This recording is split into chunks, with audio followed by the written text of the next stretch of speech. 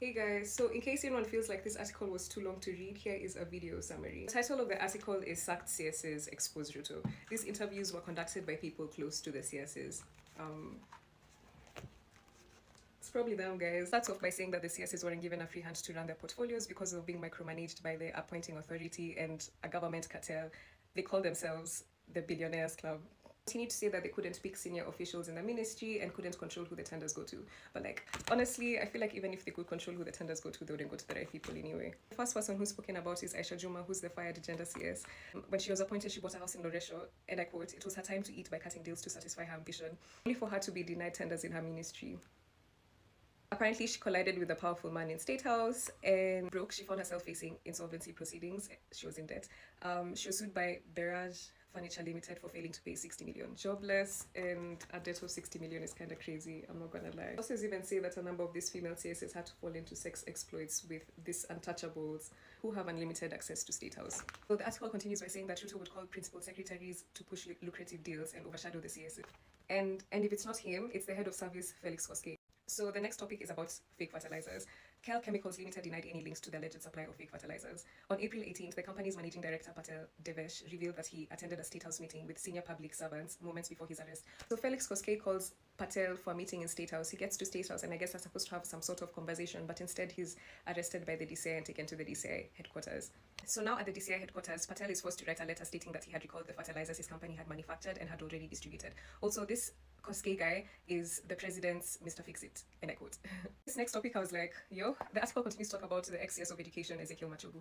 So the ex-CS was sidelined by Koske in a scheme where the Moi University vice-chancellor had to lease of 1,500 acres of land to a private investor. Mind you, the school is 3,000 acres of land, so that was half the school's land. Currently, 1,500 acres of that land belongs to a private investor. People who benefited were MP Oscar Sudi, Koske, and members of the first family. Honestly, the thing about these stories is they were just excluded. They wouldn't have said no. You know what's crazy? The school hasn't gotten 1 shilling from this land. They were supposed to get 24.7 million per year. So in the span of those 5.5 years, they should have made at least 120 million, but nothing. What? They said, and I quote, "We got directive from the office of the president through the head of public service, Felix Koske, that we surrender all the land that was being underutilized." Moi University is a public university. Whose job is that? To make sure the land is utilized. Still on education, it is an open secret that Ruto has directed Teacher Service Commission CEO Nancy Macharia to hand him all slots for new teacher employment after he takes thousands to Kalenjin land and hands his friendly MPs 2 slots each. Anything understood from reading this article is there's no governance in this country. It's just mafia and cartels. So next we have the oil scandal. So Mary Wambui, who's Ruto's 2027 financier, is one of the people who was contracted to supply. Out of 11 companies, 4 belongs to her. The Trade Minister Moses Kuria was brokered by Wambui. After the Americans clocked on the scam, he was moved to the Public Service Ministry. Additionally, he also stated that her company, Pama Holdings, was pre-qualified by KNTC to import. They imported 12,500 tons of cooking oil and sold it to companies associated with the president's insiders, who was single source to procure the oil. The KRA chairman was also in this deal. The KRA chairman. Anyway, so the KRA chairman, Anthony Maura, and Samburu were part of this deal. So for the importation to be approved, wrong law was applied by the KRA National Treasury, Ruto being part of the deal and everything. The president wasn't picking up any of his calls and he wasn't eating State House food at this point. This edible oil scandal cost the country 19 billion. 19 billion. So Raila says in a media briefing that the deal signed its secret are the reasons the cost of fuel is going high and it's only benefiting the government officials. And what he says next is even crazier. He says that Kenya didn't sign any agreement with the UAE and Saudi Arabia. It was in fact signed by the Energy Ministry and state-owned companies in the Middle East.